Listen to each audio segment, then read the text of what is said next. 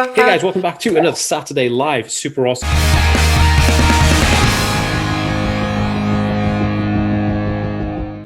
I'm actually excited about this episode. I've been trying to get an interview with my friend Russell for like ages now, and it's been difficult because it's been for everybody it's a difficult few months. But anyway, regardless, me and Russell are here now to talk about autism. What is going on, Russell? How's it going, Dan? How's it going? It's good to see you again. Good to see you. It's been too long. It's been like 2 years, man. Yeah, I know. And when we met at the MIT class, I was still like, that was my first like interaction with peers my age in probably like 13 years. So it was very quiet. Yeah. Wow. Yeah, it was it was a great, and so anybody listening and watching, me and Russell actually met because we were part of a disability summit, I guess you want to call it that, on like leadership in a digital age for people who have disabilities, and we were picked. It was quite a rigorous program, wasn't it, to get through those? We had to jump through a lot. It was like 4 rounds of interviews. Yeah, it was crazy, and but they handpicked everybody, and then they interviewed us. So it was a weird experience. I've never experienced anything like it. It's like I didn't even know the company until they reached out and were like, we do this. And I'm like, all right, and then they go, now you have to jump through like 4 hoops. But it was good. I think the reason it was so like really rigid, I think they paid something like 80 grand a pop, for everybody who was on it. Probably. So it was an expensive bit of program. Yeah. I mean, like MIT, that's like a top of the line school. So probably paid a lot of money. Yeah, it was good though. You could tell. It was great. So, yeah, it was very good. So that's how me and Russell met, and we were the only autistic people in there, weren't we? I think we were representing the ASD. I think so. Yeah, I think we're the only two. I don't think of anybody else had autism.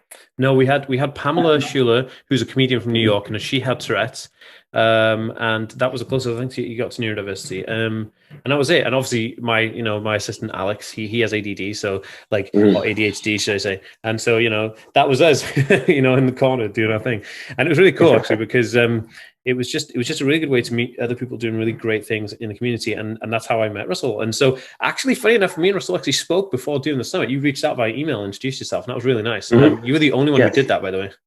Oh, really? Yeah. Oh, wow. Okay. Yeah. Because when I was going, I was terrified of going to that class. Because again, I've been isolated a lot from the outside world, and so going to the class, I thought I would reach out to people, kind of get to know them a little bit beforehand.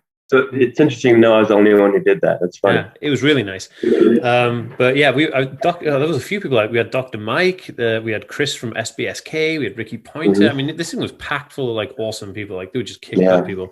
And Angel, right? She was there. She's an actor, or an actress. So should I say? And it was just a great bunch of people, and we did a lot of good work. And I think it really did set us up for a mind frame of where we are now. I think all of us have kind of really pushed through a lot of stuff, especially the group who were there was a bunch of wheelchair users who were there, like Emily, and they were great people, and they do so much stuff. I was just so blessed to be among such interesting people who were doing amazing things. I was sitting there what do you do? I was like, well, I run a YouTube channel. And then there's all these people doing these big huge things with Congress and stuff, and I'm like, so I know that's how I felt. I was like, holy shit, imposter syndrome, right? Yeah, 100%. I was just sitting there the whole time do they really think I'm the same person? Did they think it was me? They read the wrong kind of CV and were anyway. But it was good. It was good fun, and we met. And so, and it was really good because we got a chance in that class. We got a chance to do a few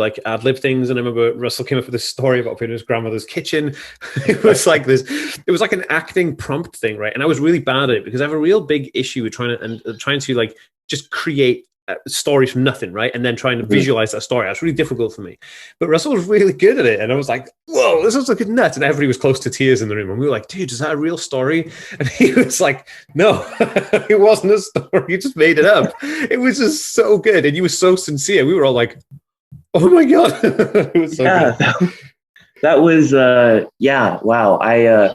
Well, first of all, it was a hard prompt. The professor gave me a prompt of, being in the house with my grandma. Well, my grandma died a long time ago. So it's I had to make something up because the prompt was with my grandma and I really never spent time with her.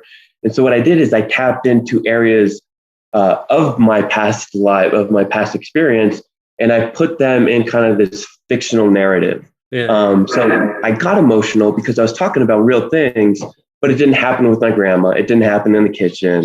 But yeah, that was really like the first time I kind of ad-libbed anything like that. Whoa. And I have to say, I was like almost just as impressed as you guys. I was like, what the hell did I just do? Because anybody who's listening, watching, right? The thing about it was literally Russell stood up because said we need a volunteer. Russell's like, okay, I'll do it. So he stood up, and they were like, okay, grandma's kitchen, go. He was like, what? It was like, didn't even have time to think about this. He was just like, what are we doing? And it was just so good. Like we were just blown away. I think Batel did one as well. I think she did like an ad-lib thing. I think she did. And that was pretty good. Yeah, I don't know what the prompt was for her. I can't remember what the prompt was, and then I think, and it might have been Pam who did one as well. It was all the very confident people of the group, but the people who did the ad-lib one. Anyway, it was good fun. But and following on from that, me and Russell kept in contact. He's got a YouTube channel. He does a lot of social media stuff. He's quite big on Instagram.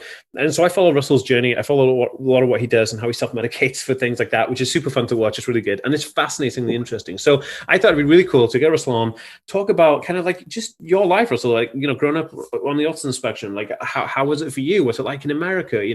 When were you diagnosed? Give us a bit of a rundown, like, when were you diagnosed and what was it like? Yeah, definitely. And I apologize if you hear birds in the background. I have some noisy birds in the background, but hopefully they're not interfering. No, that's fine.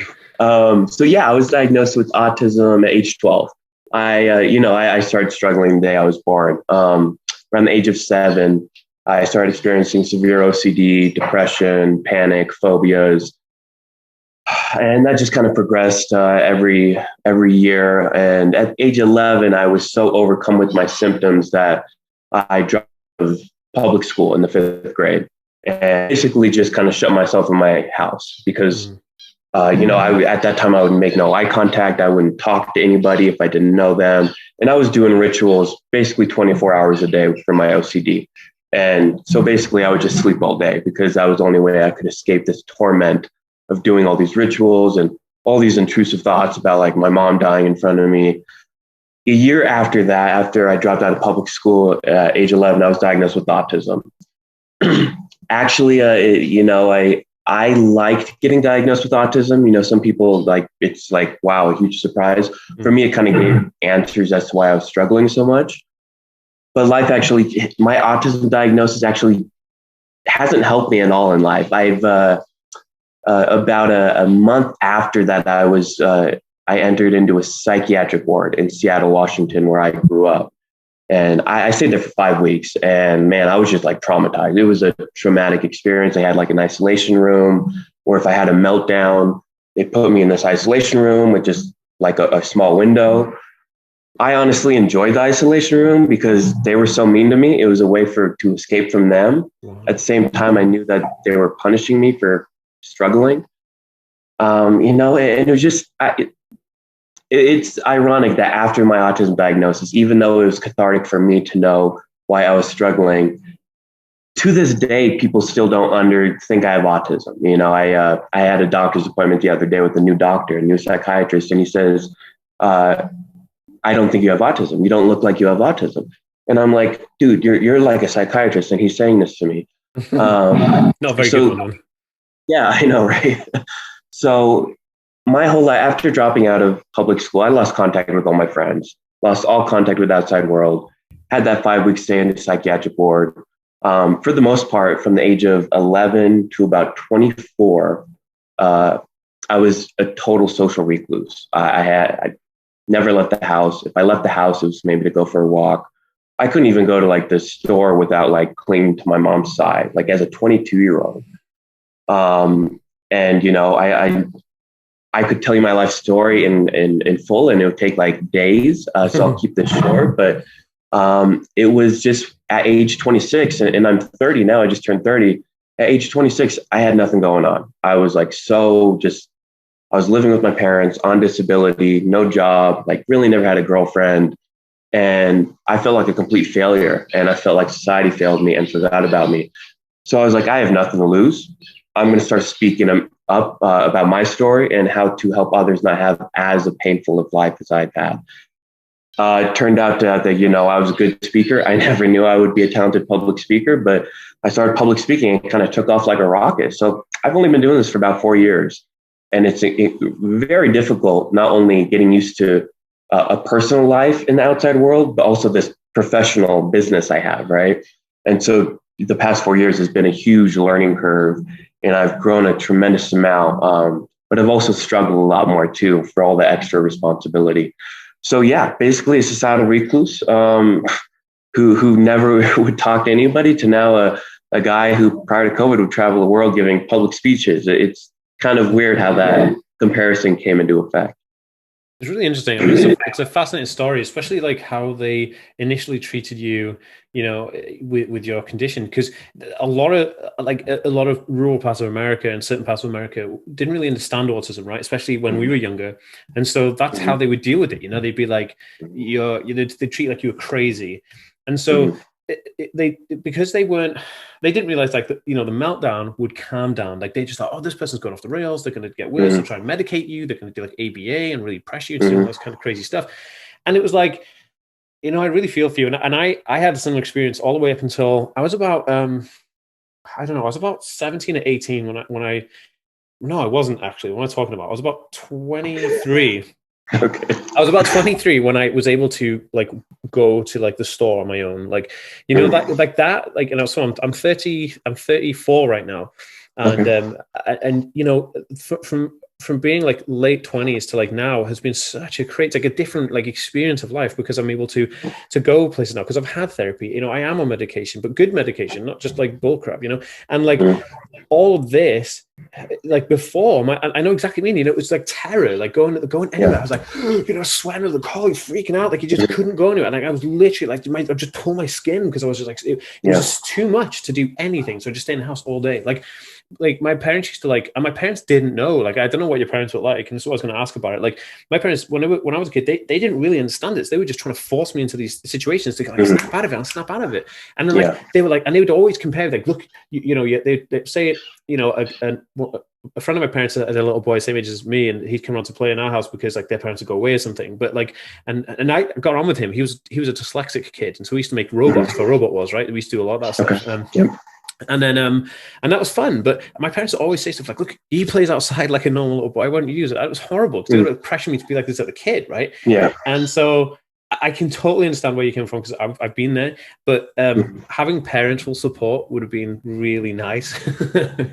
Yeah, and that I definitely owe pretty much everything to my mom specifically. I mean, my dad was very, you know, kind of the typical American dad of like, why are you crying, Russell? You're a guy. Let's just kind of push you out there. Yeah, and my mom always, you know, saw the real me. She saw that little boy struggling, and even to this day, she sees this grown man struggling, but knowing there's still that little boy in there that has a lot of deficits from my isolation, right? Yeah. And yeah, so luckily my mom, you know, we were just kind of winging it. We really, obviously nobody had dealt with this before in their lives. And so it's a learning experience. But yeah, I mean, I always say to parents, you know, because my mom would follow a lot of like doctor's advices and all this.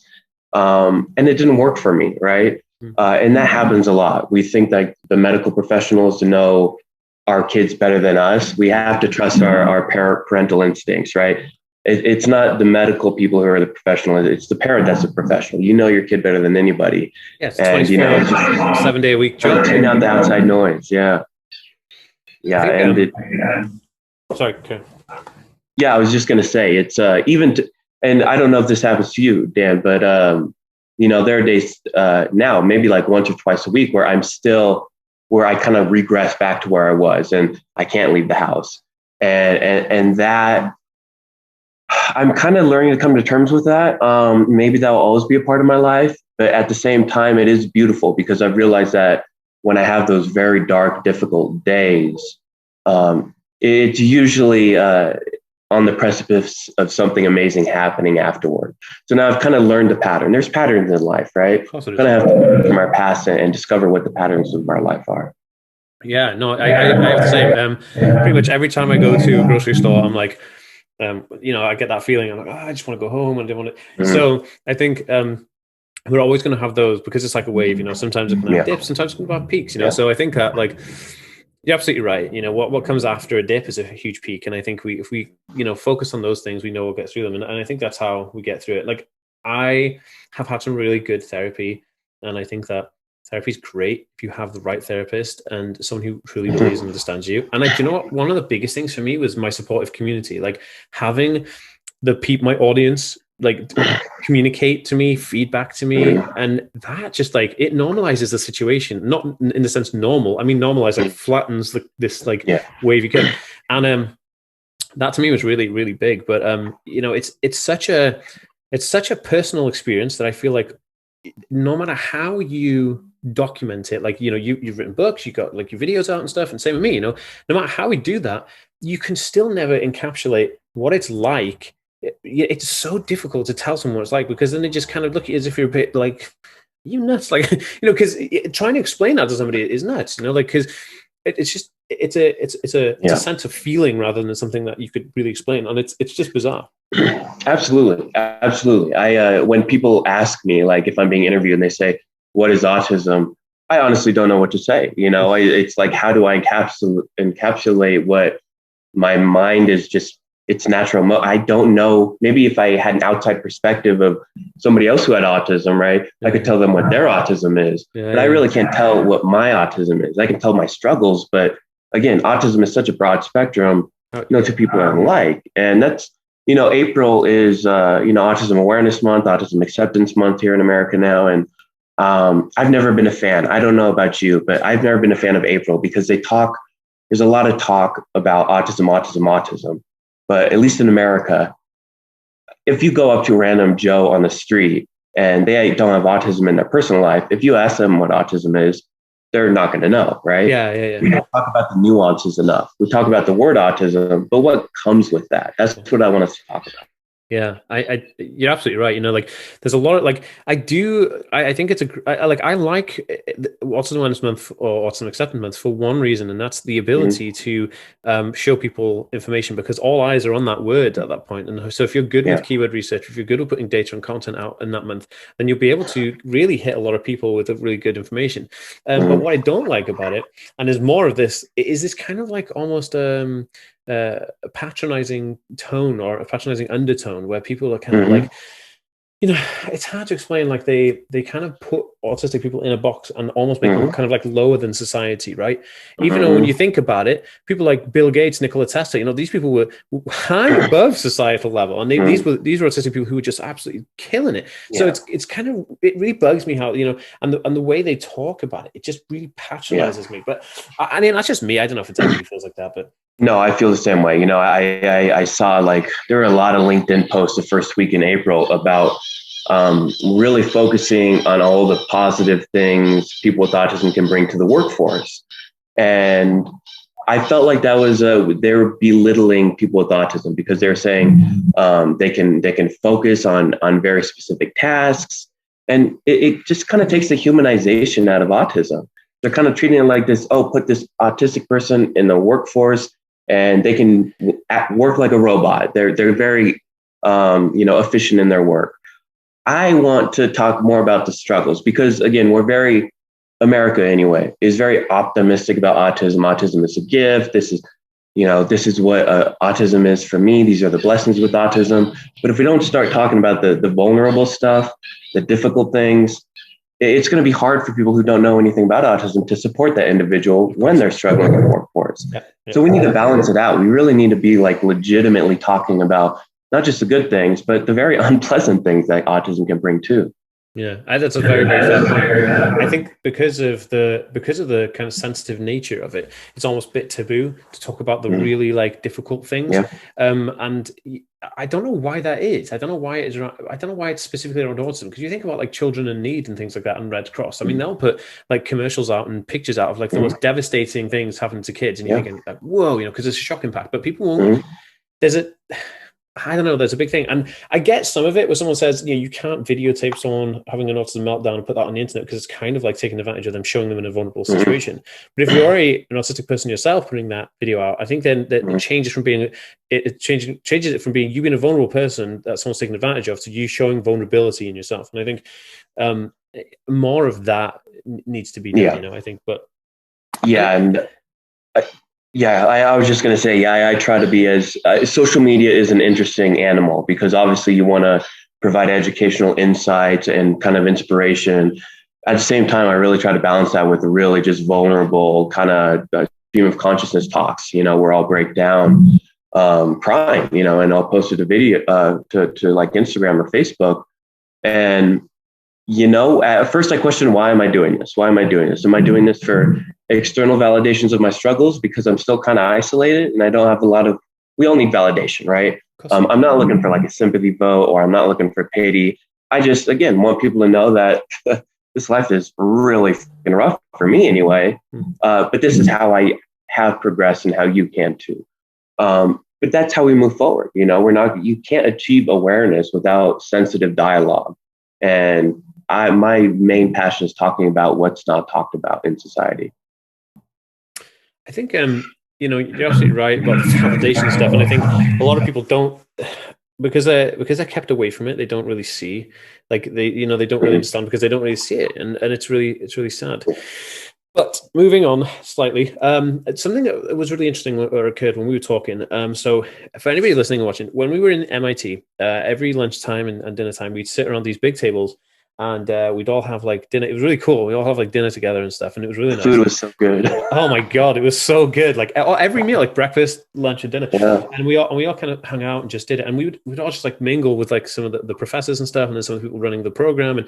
And we'd sit on tables and we just discuss. It was a really good networking opportunity to just really discuss different things. And I remember seeing Russell. What you can't see is Russell's very, very trim and he's a very like fit, healthy guy, right? And he had some interesting eating habits. He was like cutting the yolks out of the eggs, but we were having boiled eggs in the morning, weren't we? And so we had eggs and like toast and stuff. And there's Russell just eating these egg whites, and I'm like, dude, what's going on here? And you're like, oh well, I'm doing this. Like he's very rigid on what he was doing because he has like this protein intake thing. So I think I asked you what was it, and you said that you struggled with weight at one point in your life, right? And then you decided that you would flip it and do it the other way, where you'd really take control of it, and then you became. So talk to me a little bit about that. Yeah, so I owe this to my OCD. I firmly believe any disability, it has an ability to, and for me, I've learned to kind of manipulate my OCD to focus on things I want, as opposed to when I was younger, I was focusing on things I didn't want to do. So yeah, I actually, when I was like 19, I was like probably 230 pounds just of like fat. Like I wasn't in shape at all. And one day I just woke up and I just looked at myself in the mirror. I'm like, damn, like what have I become? Like I'm fat.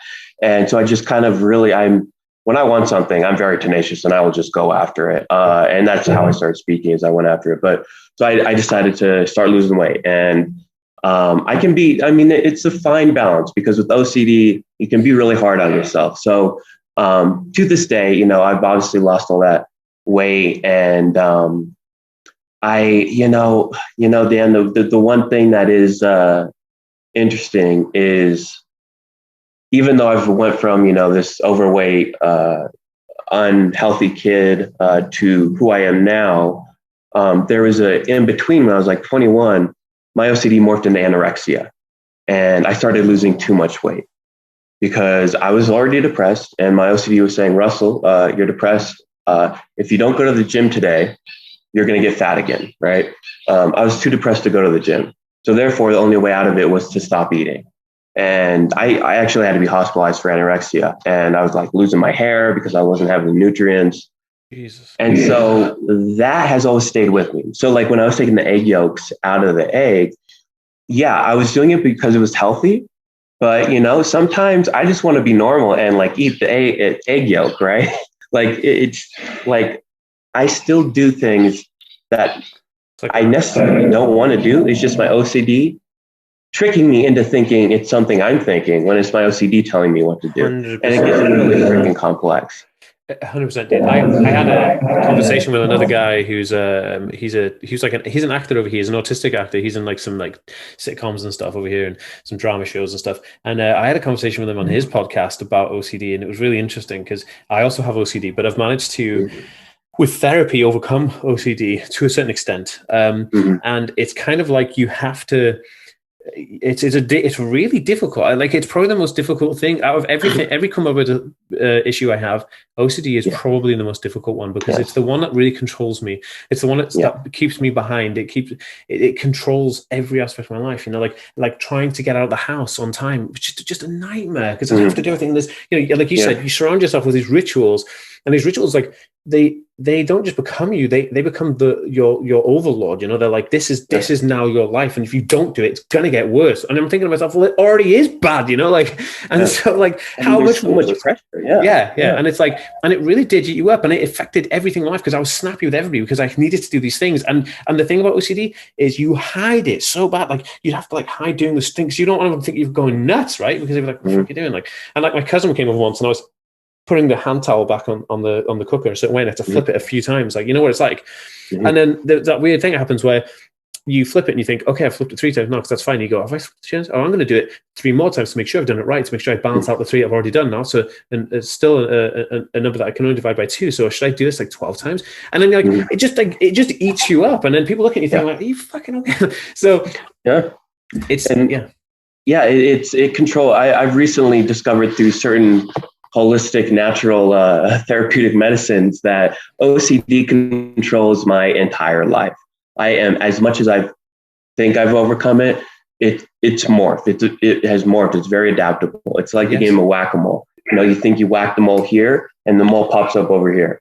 And I've realized, like, oh my God, like, even though my OCD is totally different from when I was younger, it is camouflaged so well that I mistake it for me. And I realized, when is the last time I actually did something that I truly wanted to do, not because I thought I had to do it? And that has been a sobering kind of lesson of an insight, is like, I don't want this to keep going, but at the same time, it happens so slowly. Those routines, they just creep so slowly. It's like, I don't even know they're changing. It's like boiling a lobster, right? It happens so slowly. I don't know what's happening. I can't even. It's horrendous. It's horrendous. And like anybody watching or listening who knows exactly what we're talking about, like, you know, pop us a comment or something, you know, show some support, because we totally know what you're going through. And it's kind of like, it's one of those things where you think that you're on top of it. And then it's weird. It's like this, it's like, I don't know. It's like, it's taking over you. You know, it's like, it's just infiltrating your life, and there's nothing. It's like a bad weed that just grows and it grows and it grows and it grows and it grows. And you can cut it back and you think you're on top of it. But what you're actually doing is you're actually trimming it to make it grow higher.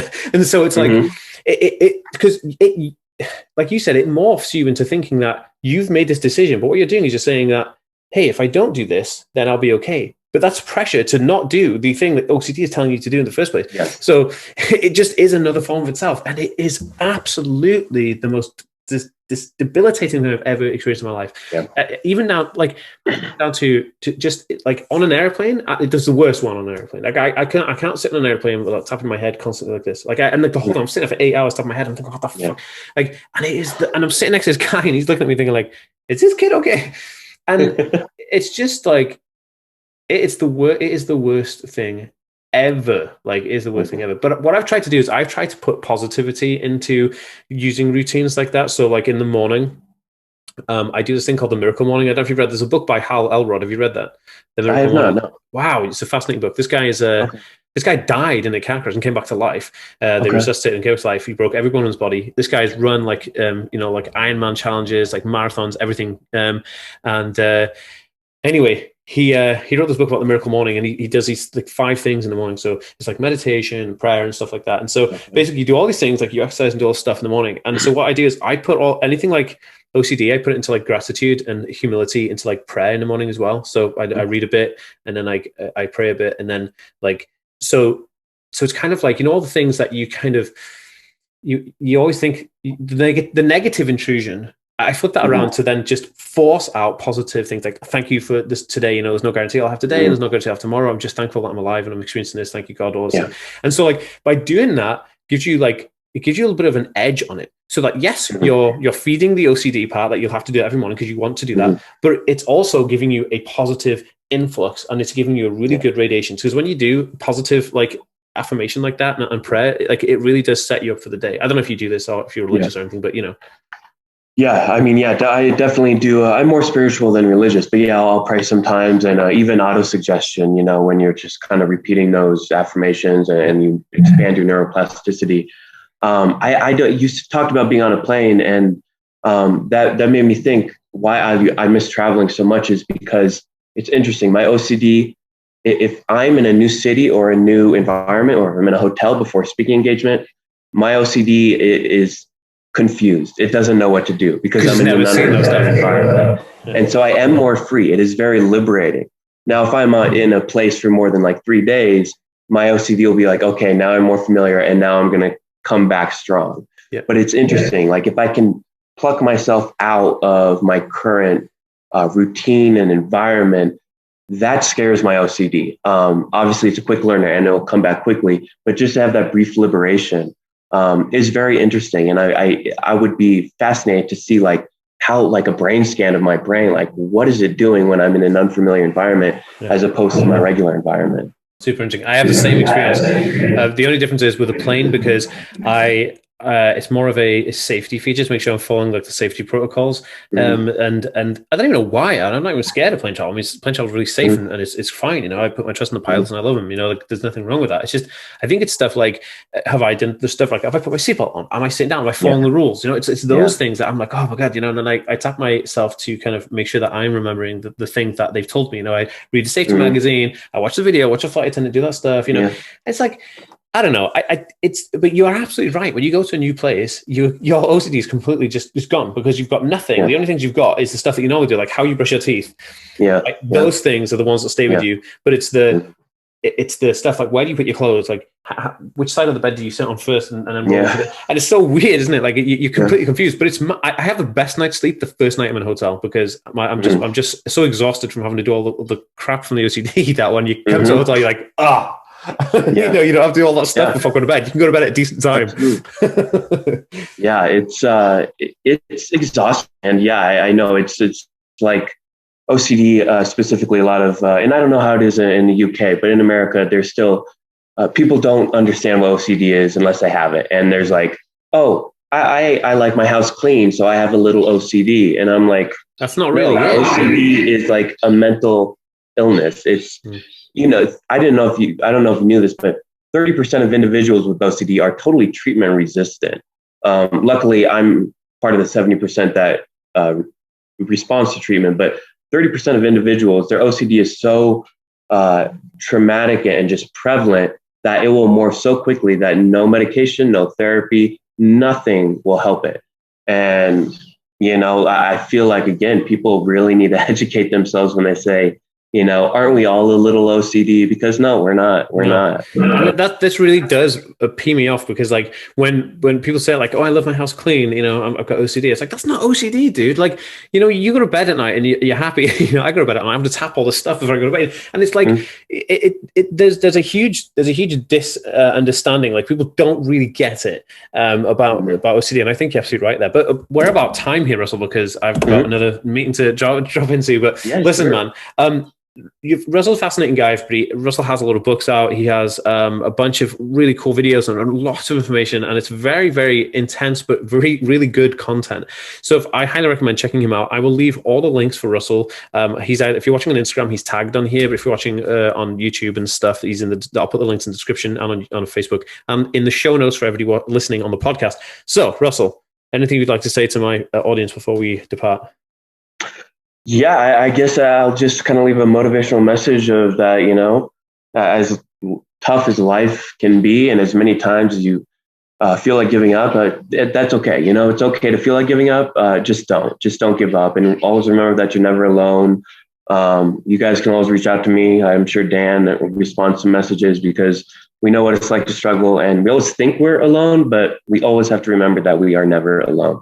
So just keep putting one foot in front of the other guys. Amazing. Thank you so much, Russell. That's amazing. Thank you, Dan. It's been a pleasure being with you today. Amazing. Pleasure's all mine.